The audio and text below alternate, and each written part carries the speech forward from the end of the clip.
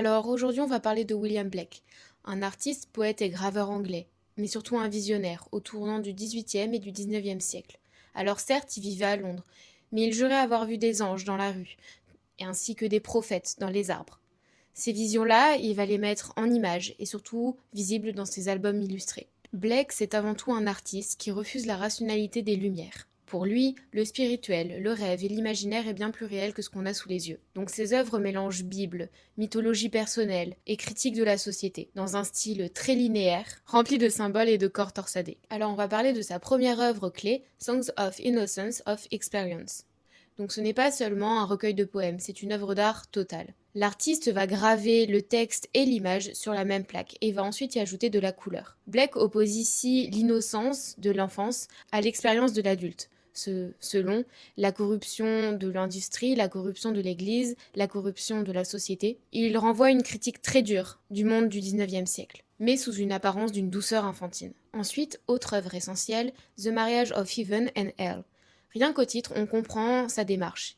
Blake refuse toute opposition classique. Bien, mal, corps, âme, raison, imagination. Pour Blake, ces forces en opposition, c'est justement ce qu'il produit l'énergie créatrice. Il invente même ses proverbes poétiques comme des maximes mystiques qui bousculent la morale chrétienne. Côté image iconique, on a The Ancient of Day. Ici, on remarque un dieu architecte avec un compas à la main penché sur le monde. Ici, ce dieu, Orisen, c'est la raison qui veut tout cadrer, tout mesurer. Alors certes, c'est sublime. Cependant, ici, Blake fait une critique. La raison froide, qui veut tout mesurer, enferme l'imagination dans sa série du Dragon Rouge ou encore ses illustrations de Dante ou de la Bible, c'est la même chose.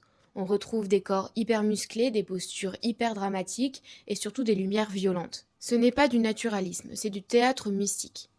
Dans chacune de ces illustrations, chaque personnage illustre un concept.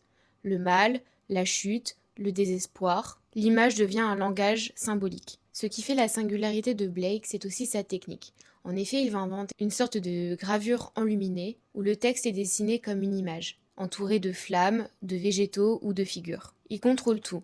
L'écriture, le dessin, la couleur, la reproduction.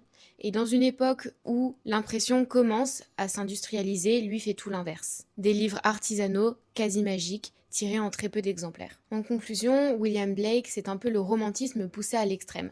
Un artiste qui croit plus en ses propres visions qu'aux règles prônées par l'académie, qui mélange poésie, images, spiritualité et politique pour en créer un univers complètement personnel. Si tu recherches un artiste qui transforme ses hallucinations en manifeste graphique contre la société de son temps, c'est bien lui.